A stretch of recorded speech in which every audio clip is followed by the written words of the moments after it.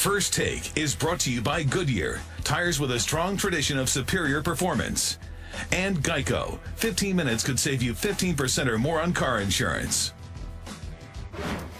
Get up for College Game Day, built by the Home Depot, Saturday morning live from Clemson, South Carolina. It all starts at 9 Eastern on ESPN and on Watch ESPN. This will be the second all-time meeting between five-time MVP Peyton Manning and 2012 MVP Adrian Peterson. Manning's Colts defeated Peterson's Vikings 18-15 in Week 2 of 2008. Manning threw for 311 yards and a touchdown, while Peterson had 29 rushes. Wow, that's a lot, for 160 yards. In the past 7 seasons, these two have taken home 4 NFL MVP honors, despite each of them missing most or all of one season. Very, very impressive. Stephen A., who wins this weekend, Peterson or Manning?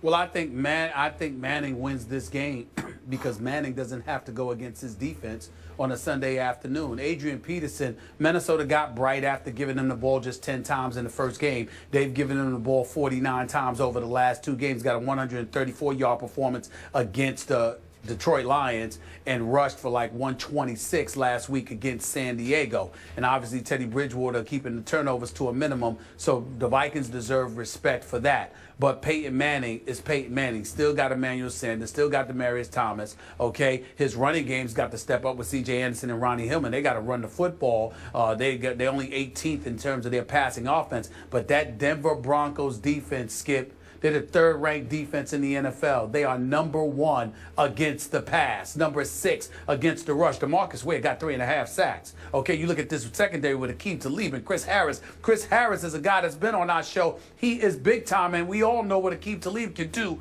when healthy. His durability is always a question mark. His ability is never a question. You combine that with the rest of the defense, the way Von Miller is going after the quarterback, DeMarcus Ware is going after the quarterback, the way they're playing as a unit. I don't see Adrian Peterson being able to do what he's done the last 2 weeks against this defense, but I see Peyton Manning being able to do that against the offense. Completely for agree. his offense against Minnesota defense. I'm all Denver in this game, and Adrian Peterson will not go for 134 or 126 against this defense in that city.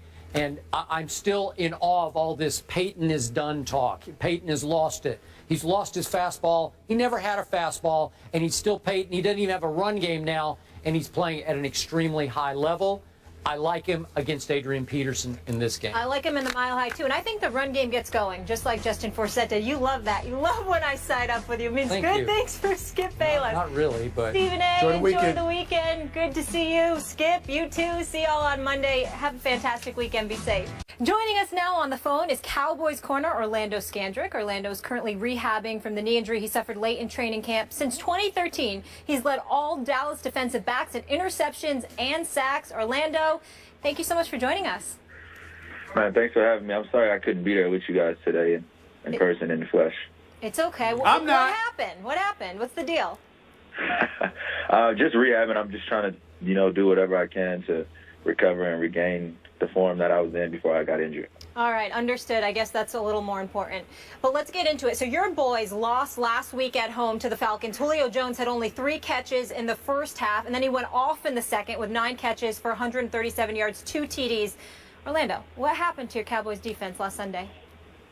I think we just let it get away from us. I think we kind of had some technical errors, but you know what happens. That game's behind us. The boys are looking forward to this Sunday, and I'm looking forward to watching them. Stephen A., give me just a second with my friend, my friend Orlando, because he has a bone to pick with me, because when he went down in training camp, even though I had called him all of last year the best player on my Cowboy defense, I couldn't just jump off the horse at that point and say all is lost. So I started saying, wait a second, it's not like he's Deion Scandrick. As good as Orlando is, he's not Deion Scandrick. So I'm going to hang in with my Cowboys. But Orlando Scandrick did not like that. So the floor is yours, Mr. Scandrick. Skip, I ain't too upset with you, but I mean, thank you. I think it was a loss for our team. It was a tough loss for me, and I think some players are players that, depending on like how you look at it, you can't replace them. It's not just what I bring, to the defense, but it's what you bring to the team from a leadership standpoint, just from an experience standpoint. But I don't really have a bone to pick with you. I just feel like you was talking about when you said that. Well, I got that, and I will be the first to admit I missed you during the second half last Sunday at Jerry World because you would have made a difference on Julio. I'm convinced of that, so I will give you that much. Thank you very much. No, thank you. Go ahead, Stephen A. Well, I don't know why y'all want me to be a part of this. It ain't even an interview. As far as I'm concerned, it's just a love fest with all of you Cowboys. Look, Orlando Scandrick, you can play. You're a friend of the show. You know I got love for you, bro. But I have no love for your team. I think y'all are average, even though you've got elite talent. Somehow, some way, something will happen to get in the way. I'm sad, very much so, in all seriousness, that you got hurt. And I don't root against you individually, and neither my boy Dez, because I love me some Dez Bryant. But I just have a problem with the Dallas Cowboys always walking around like you're champions instead of a team that hasn't won a Super Bowl in 20 years. Do you have a problem, or do y'all have a problem with me having that attitude? Not at all. I mean, you got the right to have that attitude. We haven't won anything, and I think that we're striving for excellence. And every day we're trying to get better around here and trying to reach perfection. And I understand people feel like we haven't won in a long time, but as an athlete and as a player, you know, part of the Dallas Cowboys, we try to just envision things. You got to envision those things so they can come true. So, of course, we're going to walk around every day and carry ourselves like we're champions because that's what we're striving to be. So, Orlando, as a team leader, tell me how much concern you have about Brandon Weeden playing quarterback at New Orleans this Sunday night. None at all, man. This team was built to survive injuries, and I think Weeden will be fine this weekend. I think our defense is going to show up, and, you know, I'm looking forward to this weekend. Good. Orlando, I have a question. What do you mean this team is built to survive injuries? What proof do you have of that, sir? I mean, our offensive line is great. Our running backs are good, and our defense is built to carry this team. Your defense? You mean without you, your defense is built to carry? Really? Absolutely. We're going to be How getting you come some up with players that conclusion? back we're going to be getting some players back next week. Next week, and we'll be fine. Yeah, and by the way, Mr. Smith, how about a Greg Hardy and a Rolando McClain and a Randy Gregory will soon be back in Orlando? How much better will those players make this defense?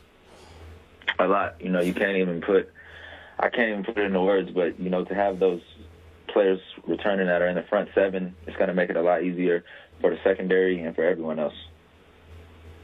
How much do you feel you guys owe the fan base of the Dallas Cowboys, considering that you are America's team, unquestionably the most popular franchise in all of the NFL, yet it has been so long since the championship has come to Big D during the football season? I mean, lose him? Orlando. Hello? I think we might have lost Orlando. Yeah, I'm not surprised. That was a very balanced interview. We had the hater and the lover. I really enjoyed it. I like Orlando. I like a lot of guys on the Cowboys. It's just that the uniform, the star, and the helmet, and in midfield, and more importantly, the pathetic Cowboy nation. It makes me sick to my stomach walking around like they've won something, for crying out loud, sullying the mantra and the legacy of this great nation of ours, who's known for being a winner, but somehow the Cowboys are America's team without a championship in the last 20 years. Makes me sick to my stomach. That's right, I said it. Okay, but it was nice for Orlando to come on the show. Right now. I got nothing but love for Orlando. And my man Dez, I ain't talking about you, Dez. I ain't talking about you. You know what? How's Joseph Randall doing, by the way? Wait, the guy who touched the ball the first 3 times and nearly scored all 3 times? That guy? You know what's going on here? Beneath all that bluster that you just heard from that man, beneath all that bloviation is nothing but fear. Because he knows that as I get all my players back on defense, and then pretty soon I'm going to get Dez back, and I'm going to get little Tony Romo back, and you know and I know, Super Bowl, here we come. You know it and I know it, and you are scared to death of it. Hey, Skip, say those names again, because you said those those names and then said if they, when they get back, you're assuming they're going to stay back. You sure? They will stay back. Are you sure? Yeah. Oh, yeah. They'll stay back, stay in your psyche, and they will haunt you from about December on. Well, I can't wait. Forget cycle time. I just saw a little cycle skip come out. That's We right. gotta go to break. Orlando, Sister, I hope they're around. I hope they're around. Orlando, thank you for joining us. Yeah. We wish you a speedy recovery as well. Orlando, not Deion Scandrick. There's a hurricane. He's out of control today. Yes, he is. Headed towards the East Coast this weekend, but as of right now, Philly and Washington are still scheduled to play Sunday. We'll discuss that after the break. Stephen A.'s having a good old time.